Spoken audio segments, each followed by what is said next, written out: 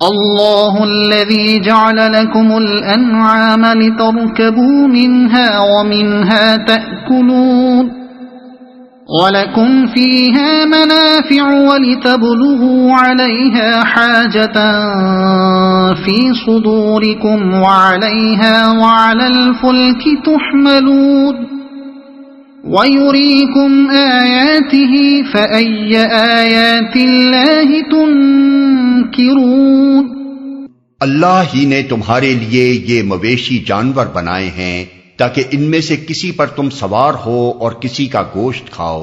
ان کے اندر تمہارے لیے اور بھی بہت سے منافع ہیں، وہ اس کام بھی آتے ہیں کہ تمہارے دلوں میں جہاں جانے کی حاجت ہو وہاں تم ان پر پہنچ سکو، ان پر بھی اور کشتیوں پر بھی تم سوار کیے جاتے ہو۔ اللہ اپنی یہ نشانیاں تمہیں دکھا رہا ہے، آخر تم اس کی کن کن نشانیوں کا انکار کرو گے؟ مطلب یہ ہے کہ اگر تم محض تماشا دیکھنے اور دل بہلانے کے لیے معجزے کا مطالبہ نہیں کر رہے ہو،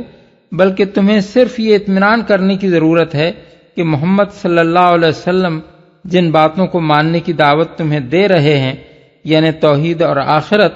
وہ حق ہیں یا نہیں، تو اس کے لیے خدا کی یہ نشانیاں بہت کافی ہیں جو ہر وقت تمہارے مشاہدے اور تجربے میں آ رہی ہیں۔ حقیقت کو سمجھنے کے لیے ان نشانیوں کے ہوتے کسی اور نشانی کی کیا حاجت رہ جاتی ہے؟ یہ معجزات کے مطالبے کا تیسرا جواب ہے۔ یہ جواب بھی اس سے پہلے متعدد مقامات پر قرآن مجید میں دیا گیا ہے اور ہم اس کی تشریح اچھی طرح کر چکے ہیں۔ زمین پر جو جانور انسان کی خدمت کر رہے ہیں، خصوصاً گائے، بیل، بھینس، بھیڑ، بکری، اونٹ اور گھوڑے، ان کو بنانے والے نے ایسے نقشے پر بنایا ہے کہ یہ بآسانی انسان کے پالتو خادم بن جاتے ہیں اور ان سے اس کی بے شمار ضروریات پوری ہوتی ہیں۔ ان پر سواری کرتا ہے، ان سے باربرداری کا کام لیتا ہے، انہیں کھیتی باڑی کے کام میں استعمال کرتا ہے، ان کا دودھ نکال کر اسے پیتا بھی ہے اور اس سے دہی، لسی، مکھن، گھی، کھویا، پنیر اور طرح طرح کی مٹھائیاں بناتا ہے، ان کا گوشت کھاتا ہے، ان کی چربی استعمال کرتا ہے، ان کے اون اور بال اور کھال اور آنتیں اور ہڈی اور خون اور گوبر، ہر چیز اس کے کام آتی ہے۔ کیا یہ اس بات کا کھلا ہوا ثبوت نہیں ہے کہ انسان کے خالق نے زمین پر اس کو پیدا کرنے سے بھی پہلے اس کی ان بے شمار ضروریات کو سامنے رکھ کر یہ جانور اس خاص نقشے پر پیدا کر دیے تھے تاکہ وہ ان سے فائدہ اٹھائے؟ پھر زمین کا 3/4 حصہ پانی سے لبریز ہے اور صرف 1/4 خشکی پر مشتمل ہے۔ خشک حصوں کے بھی بہت سے چھوٹے اور بڑے رقبے ایسے ہیں جن کے درمیان پانی حائل ہے۔ کرۂ زمین کے ان خشک علاقوں پر انسانی آبادیوں کا پھیلنا اور پھر ان کے درمیان سفر و تجارت کے تعلقات کا قائم ہونا اس کے بغیر ممکن نہ تھا کہ پانی اور سمندروں اور ہواؤں کو ایسے قوانین کا پابند بنایا جاتا جن کی بدولت جہاز رانی کی جا سکتی، اور زمین پر وہ سر و سامان پیدا کیا جاتا جسے استعمال کر کے انسان جہاز سازی پر قادر ہوتا۔ کیا یہ اس بات کی صریح علامت نہیں ہے کہ ایک ہی قادر مطلق رب رحیم و حکیم ہے جس نے انسان اور زمین اور پانی اور سمندروں اور ہواؤں اور ان تمام چیزوں کو جو زمین پر ہیں اپنے خاص منصوبے کے مطابق بنایا ہے؟ بلکہ اگر انسان صرف جہاز رانی ہی کے نقطہ نظر سے دیکھے تو اس میں تاروں کے مواقع اور سیاروں کی باقاعدہ گردش سے جو مدد ملتی ہے وہ اس بات کی شہادت دیتی ہے کہ زمین ہی نہیں، آسمانوں کا خالق بھی وہی ایک رب کریم ہے۔ اس کے بعد اس بات پر بھی غور کیجئے کہ جس خدا حکیم نے اپنی اتنی بے شمار چیزیں انسان کے تصرف میں دی ہیں اور اس کے مفاد کے لیے یہ کچھ سر و سامان فراہم کیا ہے، کیا بسلامتی ہوش و حواس آپ اس کے متعلق یہ گمان کر سکتے ہیں کہ وہ معاذ اللہ ایسا آنکھ کا اندھا اور گانٹھ کا پورا ہوگا کہ وہ انسان کو یہ سب کچھ دے کر کبھی اس سے حساب نہ لے گا؟ أَفَلَمْ يَسِيرُوا فِي الْأَرْضِ فَيَنْظُرُوا كَيْفَ كَانَ عَاقِبَةُ الَّذِينَ مِنْ قَبْلِهِمْ كَانُوا أَكْثَرَ مِنْهُمْ وَأَشَدَّ قُوَّةً وَآثَارًا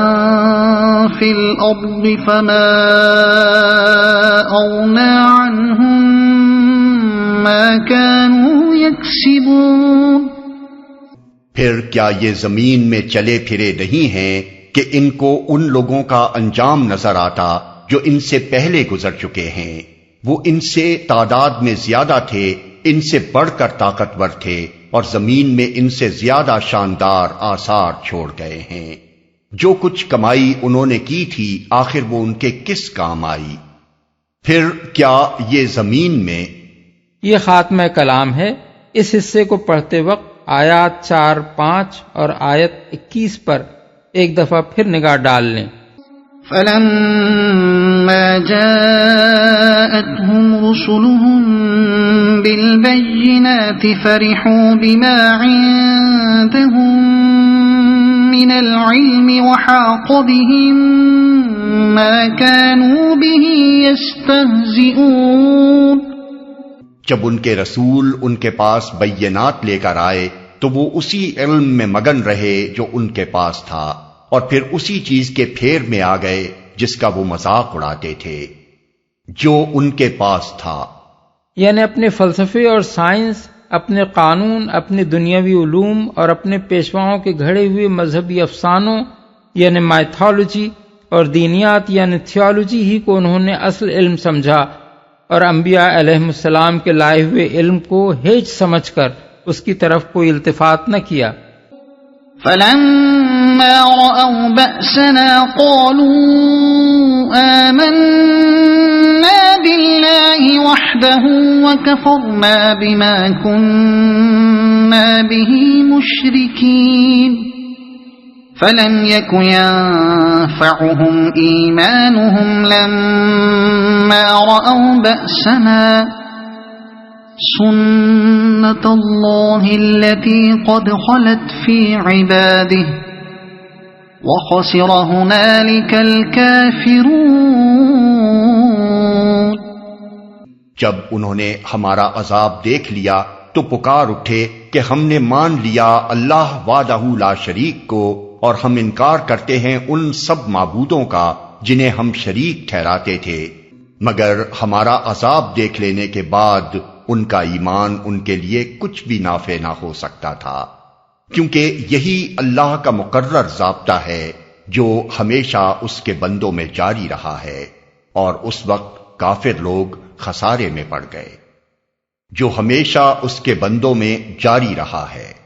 یہ کہ توبہ اور ایمان بس اسی وقت تک نافع ہیں جب تک آدمی اللہ کے عذاب یا موت کی گرفت میں نہ آ جائے۔ عذاب آ جانے یا موت کے آثار شروع ہو جانے کے بعد ایمان لانا یا توبہ کرنا اللہ تعالیٰ کے ہاں مقبول نہیں ہے۔